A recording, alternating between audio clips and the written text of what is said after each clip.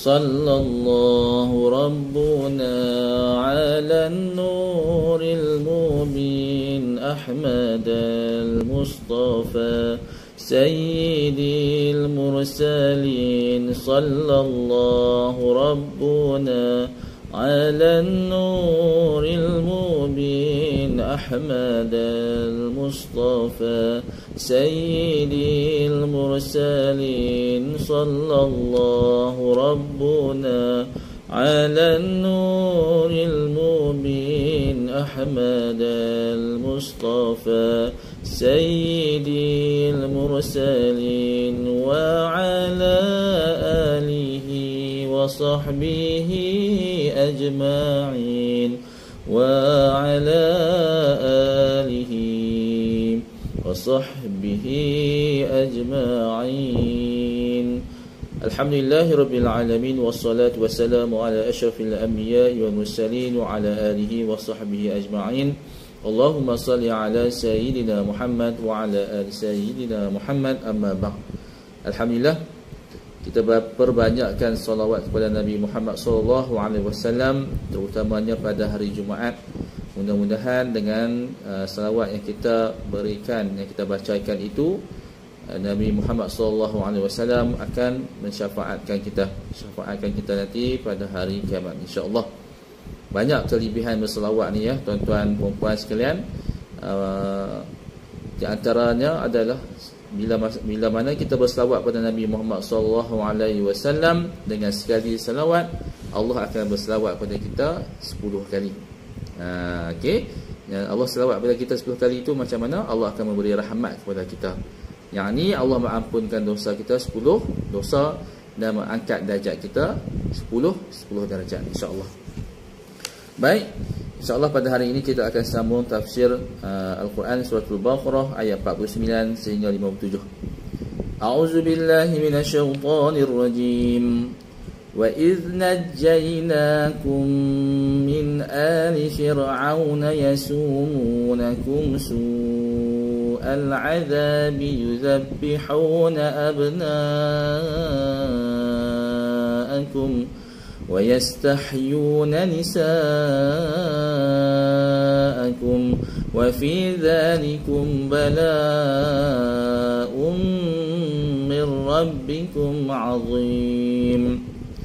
Maksudnya, dan yang ni ingatlah ketika kami menyelamatkan kamu, iaitu nenek moyang mereka, nenek moyang kamu. Khitab ini dan khitab selanjutnya adalah ditujukan kepada orang-orang yang ada pada masa Nabi kita, untuk mengingatkan kepada mereka berbagai kenikmatan yang Allah kurniakan kepada nenek moyang mereka agar mereka beriman. Dan Fir'aun dan pengikut-pengikut Fir'aun, mereka menimpakan, yakni membuat mereka merasakan siksaan yang sangat berat kepadamu, yakni siksaan yang paling berat. Rangkaian kalimat ini adalah hal, yakni keterangan keadaan dari kata ganti pada lafaz najainakum, yakni mereka menyembelih. Okey, najainakum, mereka menyembelih, yakni kalimat ini merupakan penjelasan untuk kata-kata sebelumnya. Anak-anak lelaki kamu, okey, anak-anak lelaki kamu yang baru dilahirkan, dan membiarkan hidup, yakni membiarkan hidup anak-anak perempuanmu gara-gara perkataan sebahagian dukun kepada Fir'aun bahawa akan ada seorang bayi yang dilahirkan di tengah-tengah Bani Israel yang akan penyebab lenyapnya kerajaan Fir'aun.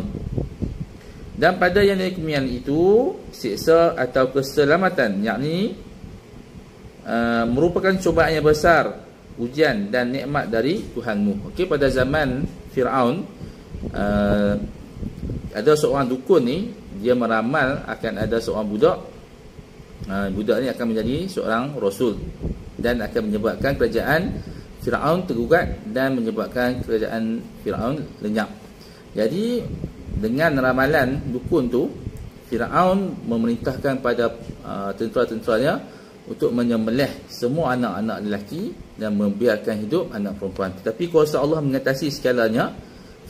Nabi Musa terselamat dia dibawa oleh ibunya dan dialirkan di sungai, sungai itu, dan sampai kepada kepada isteri Firaun, Asyah, kan, disampaikan anak Nabi Musa kepada isteri Firaun. Jadi besarlah Nabi Musa alaihissalam di istana Firaun sehingga dewasa. Lepas tu panjang lagi lah cerita dia. Okey. Sehingga Nabi Musa diutuskan menjadi rasul. Okey, pada ayat yang ke-50, wa iz wa'adna Musa 40 laylatan thumma ittakhadhtumul 'ijla min ba'dihi wa antum zalimun. Dan ingatlah ketika kami membelah laut untukmu, yakni kerana kalian, sehingga kalian dapat melaluinya kalau melarikan diri dari kejaran musuh, yakni Firaun. Okey, ketika mana Bani Israel, Nabi Musa dan Bani Israel dikejar oleh tentera Firaun. Lepas tu Allah Taala membelahkan laut untuk mereka. Sehingga kami selamatkan dari tenggelam, dan kami tenggelamkan Firaun dan pengikut Firaun, kaumnya yang ikut bersamanya, sedangkan kamu menyaksikan lautan menutup kembali sehingga menenggelamkan mereka. Jadi lautan tu terbelah, lautan tu terbelah. Pengikut Nabi Musa AS dapat merentasi belahan lautan itu. Bila mana tentera Firaun nak merentasi belahan air laut tu, Allah tutup kembali. Jadi mereka lemas. Tentera Firaun lemas, termasuk sekali dengan Firaun. Pada ayat yang ke-51, thumma afawna ankum min ba'di dzalika la'allakum tashkurun. Dan ingatlah ketika kami menjanjikan, yakni kalimat ini dengan alif, wa'adna, atau tanpa alif. Okey, wa'adna kepada Musa 40 malam. Yakni kami memberikan kitab Taurat kepadanya untuk kalian amalkan setelah batas waktu tersebut berakhir. Kemudian kamu, yakni Bani Israel, menjadikan patung anak sapi yang dibuat oleh Samiri sebagai illah untuk kalian. Setelah kepergian Nabi Musa.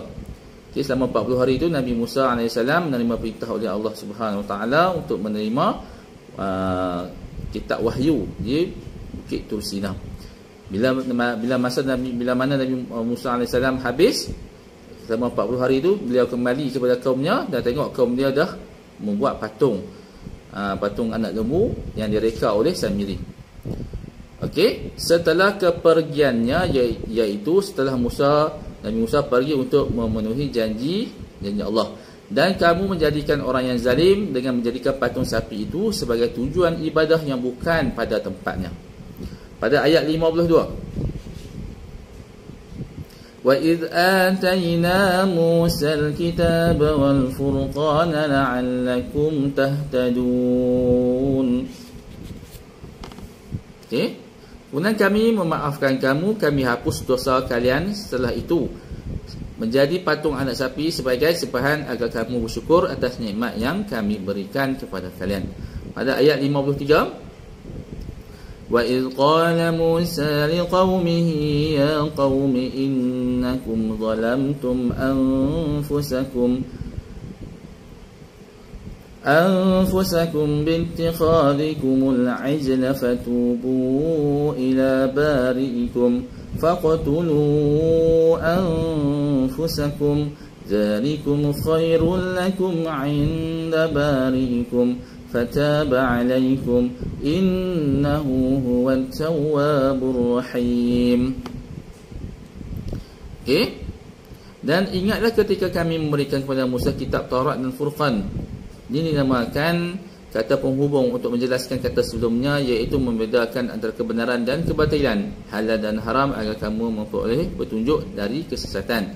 Dan ingatlah ketika Musa berkata pada kaumnya yang menyembah patung anak sapi, wahai kaumku, kamu benar-benar telah menzalimi dirimu sendiri dengan menjadikan patung anak sapi sebagai sembahan. Kerana itu bertaubatlah kepada penciptamu dan bunuhlah dirimu. Okey, iaitu orang-orang yang tak bersalah di antara kalian membunuh orang yang jahat itu. Itu lebih baik bagimu di sisi penciptamu. Lalu Allah memimpin mereka untuk melakukan amalan sebagai syarat taubat itu. Dan Allah mengirimkan awan hitam kepada mereka agar mereka saling melihat, agar mereka bila Allah Ta'ala menyuruh mereka untuk bertaubat, dan mereka kena bunuh sesama mereka. Ataupun ada tinggal pendapat kat sini, sama ada orang yang tak bersalah membunuh orang yang bersalah, yang ni orang yang menyembah sapi, ataupun orang yang menyembah sapi itu membunuh diri mereka sendiri. Dan satu lagi, sama orang yang menyembah sapi itu membunuh diri mereka sendiri. Ada 3 pendapat kat situ lah. Okey, bila mana Allah Taala perintahkan jadi untuk membunuh diri mereka sendiri itu, syariat dulu beratlah, no? Syariat dulu dia kalau nak taubat, mereka kena bunuh diri. Allah Ta'ala mengirimkan awan hitam kepada mereka agar mereka tidak saling melihat saat membunuh sebagian yang lain, sehingga muncul rasa hibah. Dianggarkan sekitar 70,000 orang yang mati akibat daripada dibunuh itu. 70,000 orang keseluruhannya yang mati, saling membunuh, ataupun mereka bunuh diri mereka sendiri. Syarat untuk mereka bertaubat, dan Allah menerima taubat mereka. Lalu dia akan menerima taubatmu, sungguh dialah yang maha penerima taubat, maha penyayang. Wa idh qultum ya Musa lan nu'mina laka hatta nara Allah jahratan fa akhadhatkumus sa'iqatu wa antum tanzurun.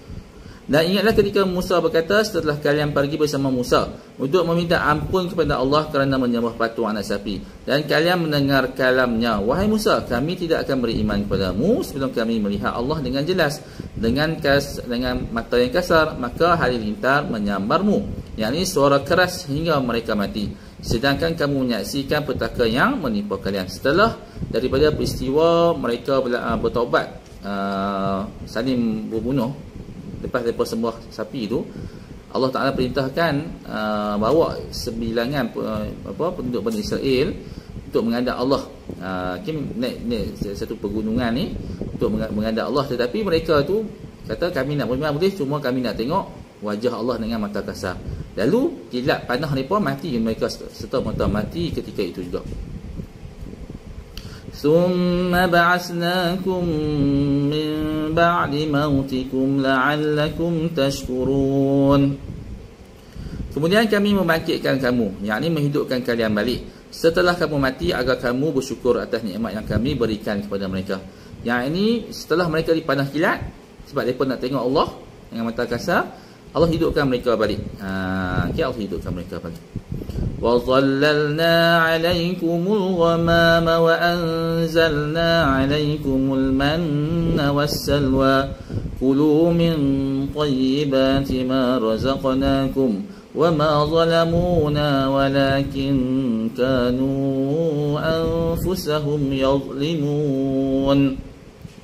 Dan kami menaungi kamu dengan awan, yakni kami menaungi kalian dengan awan tipis agar tidak terkena teriknya matahari selama kalian dalam atih, itu yang bermaksud berjalan tidak tentu arah kerana kebingungan.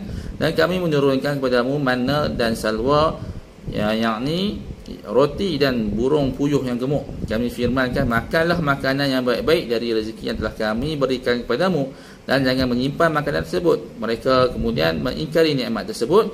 Mereka menyimpan sehingga makanan tersebut tidak turun lagi. Mereka tidak menzalimi kami. Kerana hal itu, tetapi justru mereka lah yang menzalimi diri mereka sendiri kerana kufur nikmat yang mereka lakukan berbalik menimpa diri mereka sendiri. Wallahu ta'ala alam. Itu adalah tafsir ayat Surah Al-Baqarah ayat 49 sehingga 57. Mudah-mudahan kita mendapat manfaat daripada penerangan tafsir ayat ini. Wallahu ta'ala alam. Saya sudahi dengan lafaz Assalamualaikum warahmatullahi wabarakatuh.